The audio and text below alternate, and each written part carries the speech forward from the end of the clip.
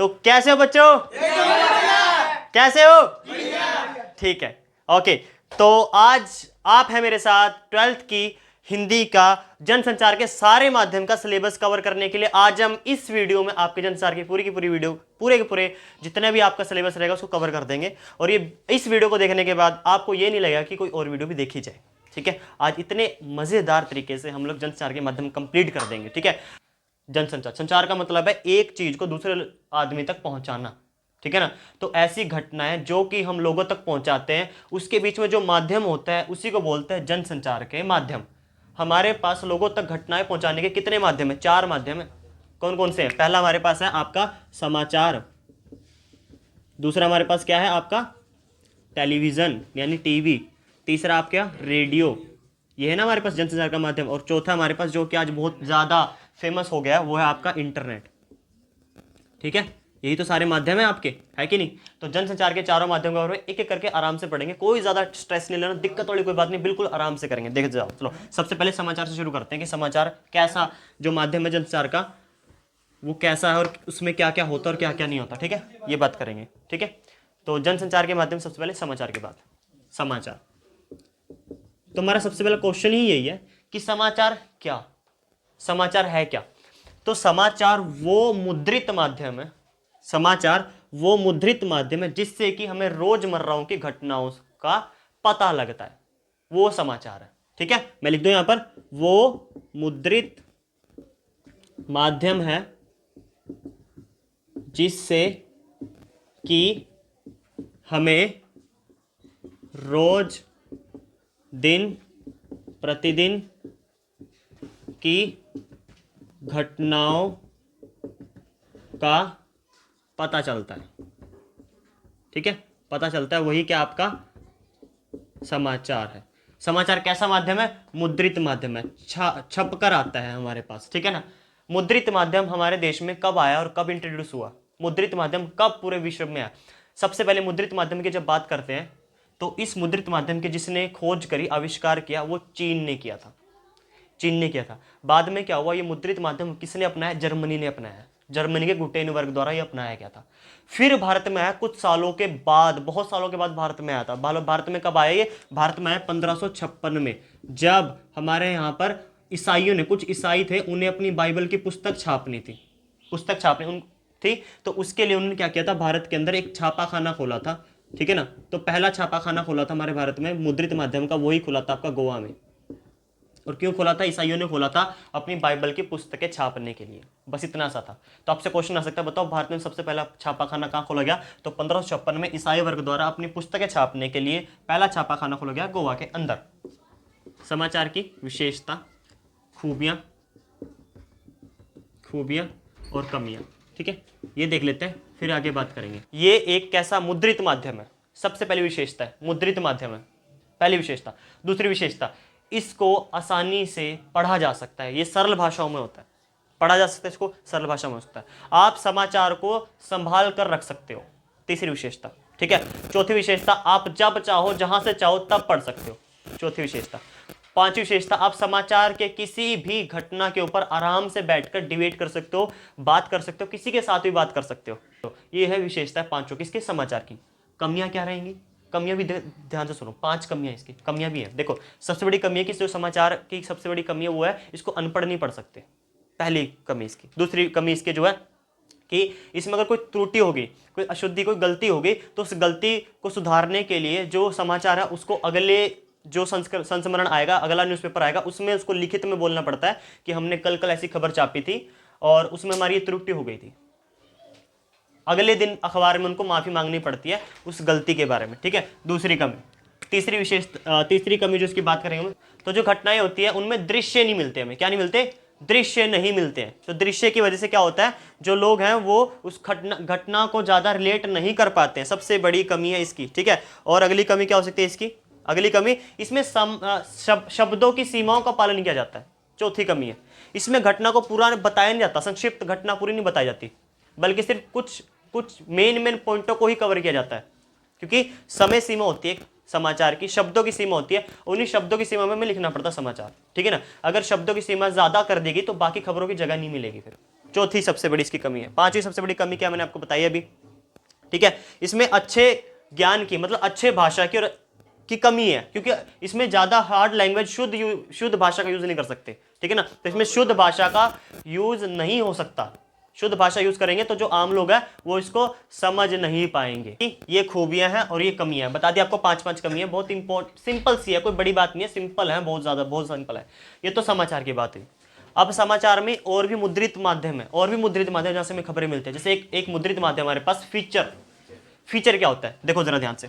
Feature भी एक माध्यम है जहां से हमें खबरें या घटनाओं से अवगत कराया जाता है। देखो फीचर एक ऐसा माध्यम है जो कि हमें शिक्षित करने का काम कर रहा होता है या हमारा मनोरंजन करने का काम कर रहा होता है। अगर तुमसे पूछे फीचर क्या है तो तुम बताओगे फीचर वह लेख है जिसमें कि जो लिखने वाला होगा, आपका जो लेखक होगा, वो हमें या तो शिक्षित कर रहा होगा या हमारा मनोरंजन कर रहा होगा या अतीत की किसी घटना से हमें अवगत करवा रहा होगा। यही फीचर कहलाता है। सिंपल सी बात है, फीचर यही है। चलो फीचर की अब विशेषताएं क्या है। फीचर की विशेषता है सबसे बड़ी, देखो फीचर की विशेषता क्या है। फीचर की विशेषता है कि इसमें आप आराम से मतलब मुहावरों का यूज कर सकते हो, मुहावरों का यूज किया जा सकता है, ठीक है। शुद्ध हिंदी का यूज किया जा सकता है भाई, शुद्ध हिंदी आप डाल सकते हो इसके अंदर, ठीक है। फीचर में और क्या है, और इसमें हमें तस्वीरें देना जरूरी है, तस्वीरें देना बिल्कुल, दृश्य जरूरी है। दृश्य नहीं होंगे तो जो पाठक, जो पढ़ने वाला होगा, वो उस फीचर से या उस लेख से ज्यादा रिलेट नहीं कर पाएगा। तो रिलेट करने के लिए दृश्य होना चाहिए, ठीक है। उसके बाद है इसमें आपकी कोई शब्दों की कोई समय सीमा नहीं है। इसमें आप क्या कर सकते हो, 200 से लेकर 2000 वर्डों तक लिख सकते हो आराम से, कोई समय सीमा नहीं होती, ठीक है। और फीचर में क्या होता है, इसमें आपको शिक्षित किया जा रहा होता है, मनोरंजन किया जा रहा होता है आपका। ये पांचों विशेषता है फीचर की, ये 5 विशेषता। पहला, मुहावर का यूज किया जा सकता है, ठीक है। शुद्ध हिंदी का प्रयोग किया जा सकता है, इस्तेमाल किया जा सकता है। मैं थोड़ा सा उसमें इंग्लिश में भी लिख रहा हूं तो तुम्हें इंग्लिश लिखने की जरूरत नहीं है, तुम हिंदी लिखोगे, ठीक है। तुम ऐसा लिखोगे कि मुहावरों का फीचर लेखन करते समय, मैं कीवर्ड्स लिख रहा हूं, तुम पूरा लाइन बना ला कि मतलब आपको फीचर लिखते समय आपको मुहावरों का प्रयोग कर लेना चाहिए, ठीक है। दूसरी बात, आपको फीचर लिखते समय आप शुद्ध हिंदी का प्रयोग कर सकते हो, ठीक है। तीसरी बात, फीचर लिखते समय अगर आपके पास घटना संबंधित कोई दृश्य नहीं होगा तो जो पाठक होगा वो उसकी तारतम्यता टूट जाएगी। तारतम्यता मतलब फ्लो टूट जाएगा। तो तारतम्यता बनाए रखने के लिए आपको दृश्य डालना जरूरी है। कोई ग्राफिक डाल दो, दृश्य डाल दो या कोई चार्ट डाल दो तो जरूरी है, ठीक है। उसके बाद फीचर लेखन 200 से लेकर 2000 शब्दों तक आप लिख सकते हो, कोई प्रॉब्लम नहीं है, ठीक है। और पांचवी, ये आपका मनोरंजन करती है या आपको शिक्षित कर रही होती है या कोई अतीत की घटना से आपको अवगत करा रही है। फीचर लेखन है, इसको बोलते हैं फीचर लेखन। देखो जरा समाचार और फीचर में, इसमें जो इसकी पहली जो तुलना करी जा रही है, घटना से अवगत कराया जा रहा है, सबसे बड़ी बात। दूसरी बात, इसमें शुद्ध हिंदी नहीं डाली जा सकती। शुद्ध हिंदी का प्रयोग सरल, सहज और आम बोलचाल की भाषा यूज करनी है आपको समाचार के अंदर। आपको पूरा पॉइंट लिखना है कि सरल, सहज, आम बोलचाल की भाषा यूज करनी है जो कि आम लोग बोलते हैं। भाई समाचार पढ़ने वाला आम व्यक्ति है, अगर तो आप शुद्ध हिंदी लिख दोगे तो उसको समझ नहीं आएगा। तो आपको शुद्ध हिंदी का प्रयोग नहीं करना, आपको सरल, सहज और आम बोलचाल की भाषा जो होगी उसका प्रयोग करना है, ठीक है। तीसरी बात, आप इसमें दृश्य ना भी हो तो भी चल जाएगा। आप देखते हो ना खबरें में दृश्य नहीं भी होते तब भी चल जाता है, तो इसमें दृश्य नहीं भी होंगे तब भी बात बन जाएगी, कोई बात नहीं, दृश्य की कोई प्रॉब्लम नहीं है। अच्छा, चौथी बात, देखो शब्द सीमा कितनी है, 200 से लेकर 2000 तक। यहां पर शब्द सीमा है, यहां पर आपको सीमा के अंदर ही अंदर क्या करना पड़ेगा, उस घटना को लिखना पड़ेगा। अगर आप उससे ज्यादा चले गए तो बाकी घटनाएं रह जाएंगी आपकी, बाकी घटना तो ऐसी रह जाएंगी। तो आपको जितनी भी घटनाएं लिखनी, उन सब घटनाओं को आपको क्रम वाइज लिखना है और कुछ शब्द गिने चुने शब्दों में ही लिखना है, ठीक है, ठीक है। और पांचवी बात, ठीक है, पांचवी बात क्या हो सकती है इसमें समाचार में, पांचवी बात तुलना में बताओ क्या हो सकती है। पांचवी बात, देखो घटना लिख दी, घटना से अवगत कराया जाता है, शुद्ध हिंदी होती है, आम बोलचाल की भाषा होती है, दृश्य होते भी नहीं भी हो सकते, डोंट वरी, को चल जाएगा फिर भी, सब सीमा होती है, ठीक है। और मुहावरों का प्रयोग नहीं किया जा सकता, मुहावरों का प्रयोग नहीं किया जा सकता, है ना। अलंकारों का, मुहावरों का प्रयोग नहीं किया जा सकता। ये समाचार के और फीचर की तुलना करी गई है। आपसे 3 नंबर में पूछते हैं, बताओ समाचार और फीचर में क्या तुलना, ये तुलना है फीचर की और समाचार की। 3 नंबर में पूछेंगे, बता देना, सिंपल सी बात है, तुम खुद सोच लो फीचर और समाचार में क्या तुलना हो सकती है, कुछ भी नहीं है। इसमें घटनाएं हैं और इसमें फीचर है जो कि खुद लिखता है, व्यक्ति लिख रहा होता है, जो कि अपने विचार व्यक्त कर रहा होता है फीचर के अंदर, या अपनी मनोरंजन कर रहा होता है, घटना से संबंधित होता है कोई अतीत की, या फिर हमें शिक्षित कर रहा होता है किसी भी टॉपिक से। बस फीचर के हमारे पास 4 प्रकार हो सकते हैं फीचर लेखन के, फीचर लेखन के 4 प्रकार हैं हम लोगों के पास। तो सबसे पहला जो प्रकार है, प्रकार लिख दूँ मैं, सबसे पहला जो प्रकार है हमारे पास वो है इन डेप्थ, इन डेप्थ, ठीक है, इन डेप्थ रिपोर्ट, ठीक है। दूसरा हमारे पास फीचर लेखन का इन डेप्थ के बाद कौन सा हमारे पास, बोलो, विवरणात्मक, विवरणात्मक, ठीक है। और उसके बाद है विश्लेषणात्मक, विश्लेषणात्मक, विश्लेषणात्मक, ठीक है। और खोजी रिपोर्ट, खोजी रिपोर्ट। ये 4 प्रकार के फीचर लेखन के प्रकार हैं, 4, ठीक है। इन डेप्थ फीचर लेखन कैसा होता है, इन डेप्थ रिपोर्ट कैसी होती है? इन डेप्थ रिपोर्ट वो रिपोर्ट कहलाती है जिसमें कि आपको बिल्कुल घटना के बिल्कुल पूरा डेप्थ में घुसकर पूरी जानकारी निकालकर आपके सामने रखी जाए। इन डेप्थ रिपोर्ट वो कहलाती है फीचर लेखन में, जिसमें कि आपको घटना, किसी कोई घटना हुई है, उस घटना की सारी चीजें भी बिल्कुल एकदम बाल की खाल निकाल दी, ऐसा काम करते हैं, बिल्कुल वो बड़ा काम करते हैं। इन डेप्थ रिपोर्ट पूरा जांच परख करके, ठीक है, वो बड़ी रिपोर्ट कहलाती है, ठीक है। डेप्थ में घुस जाता है उस पूरी की पूरी घटना से, एक एक चीज निकालते हैं, एक एक नुक्ता, बिल्कुल। विवरणात्मक, विवरणात्मक रिपोर्ट वो रिपोर्ट कहलाते हैं जिसमें कि आपकी कोई भी घटना हुई है, उस घटना की जितनी भी बातें हैं वो सारी आपके सामने प्रस्तुत कर दी जाए, एक को भी ना छोड़ा जाए, सब प्रस्तुत किया जाए, सारा विवरण एक साथ दिया जाए, पूरा विवरण, बहुत बड़ा विवरण, ठीक है ना, सारी चीज पूरे, ठीक है ना। विवरणात्मक पूरा एकदम विस्तार से, जिसमें विस्तार से बताया जाता है, पूरा विस्तार से विवरणात्मक में, ठीक है। विश्लेषणात्मक, विश्लेषणात्मक में हम क्या करते हैं, उस घटना से संबंधित लोगों को फोटोज, वीडियोज या सबूत सामने पेश करते हैं। जांच परख कर हम पहले हम खुद जांच परख करते हैं, फिर वो जांच परख करने के बाद उनके सामने सबूत सब रख देते हैं जनता के सामने, घटना से संबंधित, जिस घटना संबंधित सबूत रखे जाए, सबूत रखे जाए या जांच करी जाए पहले, उसके बाद सब कुछ जनता को बताया जाए, वो विश्लेषणात्मक रिपोर्ट कहलाती है, ठीक है। उसके बाद है खोजी रिपोर्ट। खोजी रिपोर्ट एक ऐसी रिपोर्ट है जिसमें कि व्यक्ति खोज करता है, कोई पुरानी अतीत की कोई पुरानी घटना की खोज कर रहा होता है, उसको खोजी रिपोर्ट कहलाते हैं, है ना। ये खोजी रिपोर्ट होती है। 4 तरह की रिपोर्ट्स हैं हमारे पास, फीचर के प्रकार हैं 4 ही, ठीक है। ये तो होगी बात अब फीचर की। अच्छा, जो ये समाचार लिख रहा है, जो फीचर फीचर लिख रहा है, कौन लिख रहा है भाई साहब? ये पत्रकार। तो पत्रकार कौन होता है? पत्रकार वो व्यक्ति है, अगर तुम्हें आए कि पत्रकार कौन है तो बताओगे पत्रकार वो व्यक्ति है जो कि हमें दिन प्रतिदिन की घटनाओं से अवगत करवा रहा होता है, कि वही लिखता हमारे लिए खबरें, है कि नहीं, तो वो पत्रकार है। अच्छा, पत्रकार कोई प्रकार भी है? जी हाँ, पत्रकार के प्रकार है, 3 प्रकार है, पूर्णकालिक, अंशकालिक और फ्रीलांसर। पूर्णकालिक कौन सा होता है? पूर्णकालिक वो व्यक्ति होता है ना, जो कि न्यूज एजेंसी में, अखबार एजेंसी में हमेशा के लिए होता है। पूर्णकालिक हमेशा के लिए, जिसको निकाला नहीं जा सकता, वो हमेशा के लिए होता है, ठीक है। अच्छा, अंशकालिक, अंशकालिक का मतलब एक अंश के लिए, कुछ समय के लिए होता है, कुछ समय मतलब कॉन्ट्रैक्ट बेस, 1 साल 2 साल, उसको कभी भी निकाला जा सकता है। न्यूज एजेंसी समाचार उसको कभी भी निकाल सकता है। फ्रीलांसर, फ्रीलांसर वो व्यक्ति होता है जो कि किसी न्यूज एजेंसी से संबंधित नहीं होता, किसी न्यूज एजेंसी से संबंधित नहीं होता, पर उसके पास किसी घटना से संबंधित फोटोज, वीडियोज या कुछ होती हैं, ठीक है ना, जिस फोटोज वीडियो को किसी भी न्यूज एजेंसी को बेचकर अपना काम चला सकता, अपनी आजीविका चलाता है, वो फ्रीलांसर कहलाता है, ठीक है। फ्रीलांसर ऐसे ही घूमता रहता है अपने पास वो लेकर, कैमरा लेकर, और खचा खचा से फोटो खींचता रहता है इधर उधर, तो फोटो खींचता ही रहता है ना। तो उसका मतलब उसके पास कुछ इंपॉर्टेंट फोटोज आ जाते हैं खींचते समय रैंडमली, तो वही फोटोज वीडियोज वो कहीं भेज देता है न्यूज एजेंसी को, बस। कई बार क्या होता है, जब घटना हो जाती है तो वहां पर कोई रिपोर्टर नहीं आ पाते, रिपोर्टर नहीं आ पाता तो फ्रीलांसर पहुंच जाता है, तो फ्रीलांसर खचा खचा खींच रहे होते हैं फोटो, वो फटाफट खींच लेता है फोटोज को, बस। तो वही फोटोज क्या करेगा, फिर वो किसी भी न्यूज एजेंसी को जाकर बेच देगा, बस। उसके बाद वो पैसे कमाएगा उनसे। तो फ्रीलांसर वो होता है जो किसी भी न्यूज एजेंसी से जुड़ा नहीं होता, पर किसी घटना से संबंधित उसके पास कोई फोटोज वीडियोज होती हैं, तो वो फोटोज वीडियोज को किसी भी न्यूज एजेंसी को जाकर सेल कर सकता है, बेच सकता है और अपनी आजीविका चला सकता है। ये है आपके पत्रकार के प्रकार। कोई प्रॉब्लम नहीं होना भी नहीं चाहिए, ठीक है। समाचार कैसे लिखा जाता है? तो समाचार लिखा जाता है आपका उल्टा पिरामिड शैली पर। समाचार लेखन होता है, समाचार लेखन उल्टा पिरामिड शैली पर लिखा जाता है, उल्टा पिरामिड शैली। अच्छा, उल्टा पिरामिड शैली क्या? ये देखो, ये उल्टा पिरामिड शैली है, ठीक है ना। इसमें ऐसे आपको पूछेंगे उल्टा पिरामिड शैली क्या है। अगर आपको ऐसे पिक्चर दे दी तो ठीक है, अगर दे रखी होगी, नहीं दे रखी होगी तो आप बनाकर आओगे इसको उल्टा पिरामिड शैली में। तो सबसे पहले आता है आपको इंट्रो, इसको मुखड़ा ही बोलते हैं शायद, है ना। उसके बाद है बॉडी, उसके बाद आपका समापन, ठीक है ना। ये 3 चीजें होती हैं।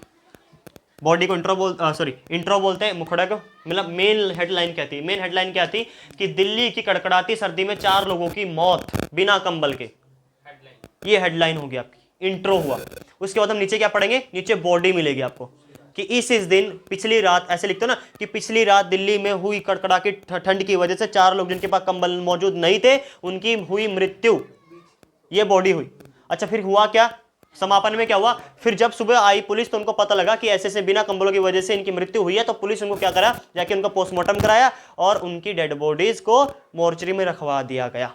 ये समापन कहलाया। ऐसे खबर होती है कोई भी। तो सबसे पहले जो ब्लैक आपने देखा ना डार्क हेडलाइन होती है वो इंट्रो है, और जो भी उस घटना संबंधित जो लिखा हुआ होता है उस घटना संबंधित जितनी भी आपको सूचनाएं प्रदान की होती है वो बॉडी कहलाता है। और उसके बाद उस घटना होने के बाद कौन आया, किसने क्या किया, वो आपका समापन कहलाएगा, वो आपका समापन कहलाएगा। ये है आपका उल्टा पिरामिड शैली समाचार लेखन की तकनीक, ठीक है। इसके द्वारा लिखा जाता है क्या? आपका समाचार लेखन। ये समाचार लेखन इस पिरामिड, इस शैली पर लिखा जाता है। शैली है, स्टाइल है ये लिखने का, ठीक है ना। ये तकनीक और शैली दोनों है, स्टाइल है। शैली का मतलब स्टाइल होता है, तो इस स्टाइल के आधार पर लिखा जाता है समाचार। समाचार लिख तो लिया, लेकिन समाचार लिखने के लिए हमारे पास किन किन चीजों की जरूरत होगी, क्या चीजें जरूरत होगी हमें? तो उसके लिए हमें जरूरत होगी 6 ककार, जो कि समाचार लिखने के लिए बहुत ज्यादा जरूरी है, ठीक है ना। ये देखो 6 ककार होते हैं। सबसे पहला कब, क्यों, कहां, कैसे, ठीक है, कौन और कब, क्यों, कहां, कैसे, कौन, और लास्ट कौन सा है? लास्ट कौन सा है? क्या।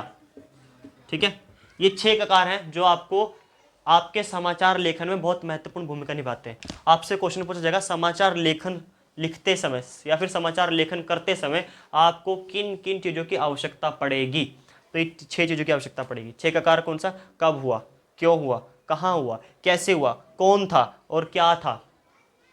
ये 6 चीज़ें आपको चाहिए होंगी, तभी आप एक समाचार पत्र लिख सकते हो, तभी लिख सकते हो आप, ठीक है ना। जब आपके पास 6 चीजें होंगी, 6 ककार कहते हैं इसको, ठीक है। तो आप इस क्वेश्चन आएगा, बताओ समाचार लेखन करते समय हमारे पास किन किन चीजों की आवश्यकता होगी। ये 6 चीजें आवश्यकता होंगी, जब भी आप समाचार लेखन कर सकते हो, अदरवाइज नहीं कर सकते आप। जब आपके पास नहीं होगा तो उल्टा पिरामिड शैली तो आपके पास, पर 6 ककार नहीं होगी तो कैसे करोगे? तो ये इंपॉर्टेंट आपके लिए 6 ककार, ठीक है। नेक्स्ट बात करते हैं कि एक स्तंभ लेखन कहलाता है। स्तंभ लेखन, स्तंभ लेखन क्या होता है, ठीक है। तो स्तंभ लेखन वह लेखन होता है जो कि समाचार एजेंसी के द्वारा किसी विशेष व्यक्ति को अपने समाचार में किसी विशेष मुद्दे पर लिखने का काम दिया जाता है, ठीक है ना। और इस विशेष स्तंभ लेखन में जो व्यक्ति होता है वो अपने हिसाब से कोई भी मुद्दा चुन सकता है, किसी भी टॉपिक पे लिख सकता है और कितना ही लिख सकता है वो, ये स्तंभ लेखन कहलाता है। ये समाचार एजेंसी वाले जानबूझकर करते हैं। जब उनका जो समाचार होता है जब वो बिकता नहीं है ना, तो सोचते हैं कोई ऐसा व्यक्ति ले आता है जिसकी पॉपुलैरिटी बहुत ज़्यादा हो और उससे लिखवाते हैं फिर हमारा समाचार, ठीक है ना। तो उसको काम देते हैं कि भाई साहब आप हमारे समाचार के लिए कुछ अपने विशेष जो विचार है आप व्यक्त कर दो।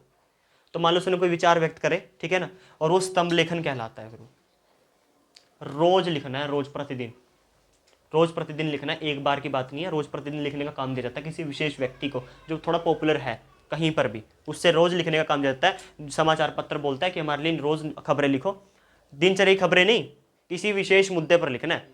और वो विशेष मुद्दा क्या होगा ये वो डिसाइड खुद कर लेगा जिस व्यक्ति को काम दिया। तो स्तंभ लेखन क्या है? स्तंभ लेखन वह एक लेख है जिसमें कि किसी विशेष व्यक्ति को किसी भी मुद्दे पर लिखने का कार्य दिया जाता है, जो कि दिन प्रतिदिन लिखा जाता है, जिसकी वजह से न्यूज समाचार जो होता है वो थोड़ा सा प्रसिद्ध हो जाता है, ठीक है। ये स्तंभ लेखन कहलाता है। स्तंभ लेखन की जो शब्दों की सीमा, ये बोला शब्द सीमा नहीं है किसी स्तंभ लेखन की, बस स्तंभ लेखन सिर्फ किसी विशेष व्यक्ति के द्वारा लिखवाया जाता है, न्यूज एजेंसी के द्वारा, ठीक है। ये स्तंभ लेखन कहलाता है। उसके बाद एक आपका संपादक,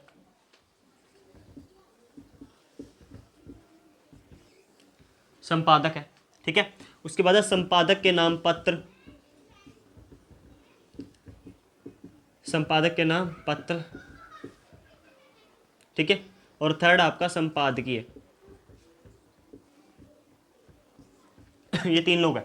तो स्तंभ लेखन हो गया क्लियर।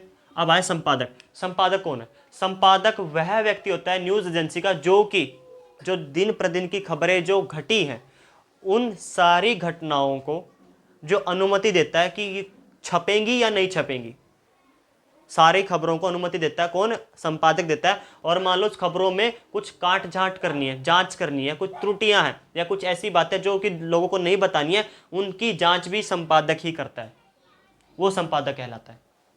इसके दो काम है संपादक के। तुमसे पूछेंगे संपादक के दो कार्य बताओ। सबसे पहला काम है इसका घटनाओं को अनुमति प्रदान करना कि कौन सी खबर छपेगी और कौन सी नहीं छपेगी। अभी देखो आज का दिन है, आज के दिन में जितनी भी घटनाएं घटी होंगी उन सारी घटनाओं को पहले इकट्ठा किया जाएगा, फिर शाम को रख दिया जाएगा संपादक के पास। संपादक उसमें जांच करेगा कि कौन सी खबर छपेगी कौन सी नहीं छपेगी, पहला काम। दूसरा काम, फिर जब छपने के लिए अप्रूवल दे देगा तो जब खबर लिखी जा रही होगी, पहले लिखी जाती है बाद में छपती है, तो जब लिखी जा रही होगी उन खबरों को फिर वो ध्यान से पढ़ेगा। अगर उस खबर के अंदर कुछ त्रुटि हुई, कुछ एक्स्ट्रा इन्फॉर्मेशन है या ऐसी कोई इन्फॉर्मेशन जो कि नहीं बतानी थी, वो उसमें से काट देगा या छाट देगा या जांच करके उसको हटा देगा और बोलेगा कि बस इतना ही रखो।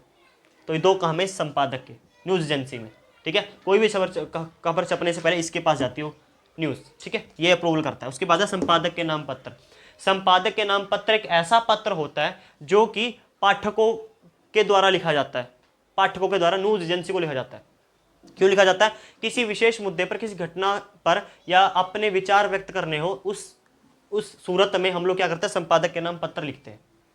मान लो कोई घटना है या कोई मुद्दा है, उसके ऊपर अपने विचार व्यक्त करने हैं, तो हम क्या करेंगे, संपादक के नाम पत्र लिखेंगे और उसमें बोलेंगे सर ये मेरे क्या है, ये मेरे विचार हैं कि हमारी गली ऐसी ऐसी है और लाइटें नहीं लगी हुई हैं, 24 घंटे पर पानी बह रहा है, कोई ध्यान नहीं दे रहा, तो ये हमारे विचार हैं और आप इसको प्लीज़ ध्यान दीजिए इसके ऊपर। तो वो संपादक के नाम पत्र कहलाता है, ठीक है ना। लेटर टू एडिटर जैसे तुमने देखा ना, वो वाला काम इसका सेम है। लेटर टू एडिटर इंग्लिश में वो सेम ऐसा ही है इसका। इसमें हम अपने विचार व्यक्त कर रहे होते, बता रहे होते कि है ना कि ऐसा ऐसा है हमारे यहाँ पर, तो वो है आपका क्या है, संपादक के नाम पत्र, ठीक है। नेक्स्ट है आपका संपादकीय। संपादकीय एक ऐसा लेख है, ये इनका खुद का अखबार वालों का संपादकीय। संपादकीय एक ऐसा लेख है जो कि खुद अखबार वाले खुद लिखते हैं अपने विचार व्यक्त करने के लिए, खुद लिखते हैं खुद। संपादकीय वो एक लेख होता है जो साइड में एक बना होता है संपादकीय, उसमें अखबार वाले खुद अपने विचार व्यक्त करते हैं। और ये एक व्यक्ति के विचार नहीं होते, बहुत सारे व्यक्तियों के विचार होते हैं। इसमें किसी व्यक्ति का नाम नहीं लिखा होता, किसी व्यक्ति विशेष का नाम नहीं लिखा होता, इसमें पूरी न्यूज एजेंसी की तरफ से एक लेख लिखा होता है, उसका संपादकीय कहलाता है, ठीक है। खत्म, प्रॉब्लम तो नहीं रहेगी। संपादकीय एक ऐसा लेख है जो कि न्यूज एजेंसी का खुद का अपना लेख होता है और उस न्यूज एजेंसी की तरफ से अपने खुद के विचार व्यक्त किया जाता है, खुद की सूचनाएं प्रदान की जाती है। इस संपादकीय में किसी व्यक्ति विशेष का नाम नहीं लिखा होता, ये संपादकीय वो संपादकीय कहलाता है, ठीक है। क्लियर हुआ, खत्म, कुछ रहा तो नहीं, प्रॉब्लम तो नहीं, कोई ठेकाकार हो गया। उल्टा पिरामिड शैली, पत्रकार के प्रकार, समाचार, ठीक है, पहला छापाखाना कहाँ खोला गया था, ठीक है, स्तंभ लेखन, संपादक, ठीक है, फीचर के प्रकार, है ना, और फीचर की विशेषताएं पढ़ी, स्तंभ लेखन पढ़ लिया, संपादक पढ़ लिया, संपादक के नाम पत्र और संपादकीय, खत्म। कोई प्रॉब्लम